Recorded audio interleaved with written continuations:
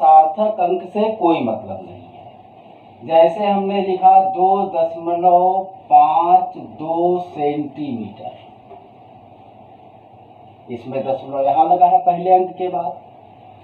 अगर हम इसको मिलीमीटर में चेंज कर देते हैं तो ये हो जाएगा 25.2 मिलीमीटर हो जाएगा। मात्रक बदल गया, दशमलव का स्थान भी चेंज हो गया। और अगर हम इसको मीटर में चेंज कर दें तो ये 0.0252 मीटर हो जाएगा। यानी इस सेंटीमीटर को चेंज करेंगे तो 2 अंक दशमलव इधर शिफ्ट हो जाएगा। तो इसमें हर कंडीशन में दशमलव की स्थिति बदल रही है। लेकिन सार्थक अंक हैं 1, 2, 3, 3 सार्थक अंक इसमें भी हैं, 3 सार्थक अंक इसमें भी हैं और 3 सार्थक अंक इसमें भी हैं। तो पहला पॉइंट क्या है कि सभी अशून्य अंक सार्थक अंक होते हैं। दूसरा पॉइंट क्या है कि सार्थक अंकों की संख्या पर दशमलव के स्थान का कोई प्रभाव नहीं पड़ता है। दूसरी बात भी क्लियर हो गई।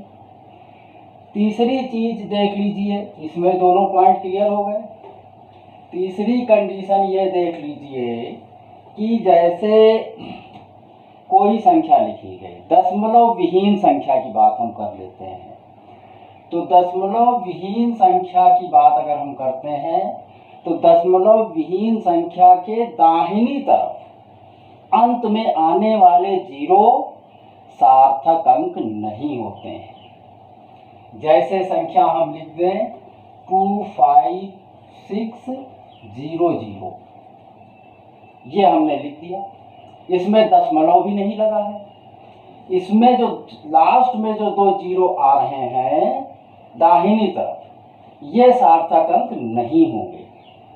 ये सबसे मेन पॉइंट है इसमें कि अगर कोई दशमलव विहीन संख्या है, विदाउट दशमलव वाली कोई संख्या है, तो उसमें दाहिनी तरफ के जीरो, लास्ट के जीरो, यानी जीरो के बाद कोई अंक ना लिखा हो, अशून्य अंक ना लिखा हो, तो लास्ट के जो जीरो होते हैं वो सार्थक अंक नहीं होते हैं।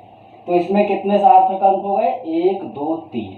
ये जो लास्ट के 2 जीरो हैं ये काउंट नहीं होंगे, सार्थक अंक नहीं होंगे। लेकिन अगर इसके आगे, अगर इसकी ये वैल्यू ट्रू वैल्यू हो, वास्तविक मान हो, वास्तविक मान कैसे हो जाएगा? इसके आगे हम मीटर लिखते हैं तो ये कितना हो गया? 25,600 मीटर हो गया।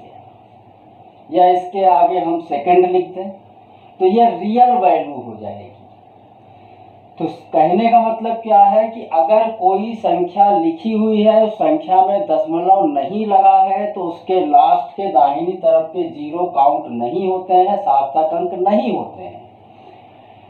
लेकिन अगर कोई मात्रक लिख दिया जाता है तो वो डिजिट रियल डिजिट हो जाती है, उस कंडीशन में जीरो काउंट हो जाते हैं। यानी इसके आगे अगर हमने मीटर लिख दिया तो ये आपके सार्थक अंकों की संख्या इसमें 5 हो गई। तो ये 3 बातें क्लियर हो गई। सभी अशून्य अंक सार्थक अंक होते हैं। सार्थक अंकों की संख्या पर दशमलव के स्थान का कोई फर्क नहीं पड़ता है, दूसरा पॉइंट हो गया। तीसरा पॉइंट, अगर कोई संख्या लिखी हुई है, दशमलव विहीन संख्या है, उसमें दशमलव नहीं लगा है और उसके लास्ट में दाहिनी तरफ जीरो हैं, तो वो जीरो सार्थक अंक नहीं होते हैं। लेकिन अगर वो डिजिट ओरिजिनल है, वास्तविक मान है किसी चीज का, जैसे कोई मात्रक आगे लिख दिया जाए, आप इस तरीके से जानिए, अगर उसके आगे कोई मात्रक लिख दिया जाता है तो उस कंडीशन में वो जीरो सार्थक अंक होते हैं। कोई संख्या लिख दीजिए, जैसे हम लिख दें 500 लिख दें तो केवल 1 सार्थक अंक है। लेकिन अगर हम 500 सेकंड लिख दें तो 3 सार्थक अंक हो जाएंगे। तो सार्थक अंक कब हो जाएगा? जब कोई वैल्यू आगे मात्रक लिख दिया जाएगा तो लास्ट के जीरो, जो दाहिनी तरफ के जीरो है, वो सार्थक अंक हो जाते हैं। लेकिन अगर मात्रक नहीं लिखा होता है तो लास्ट के जीरो सार्थक अंक नहीं होते हैं। ये भी बात आपकी क्लियर हो गई। ये 3 पॉइंट आपके क्लियर हो गए। अब इसके बाद देखिए, इसमें अगला पॉइंट है,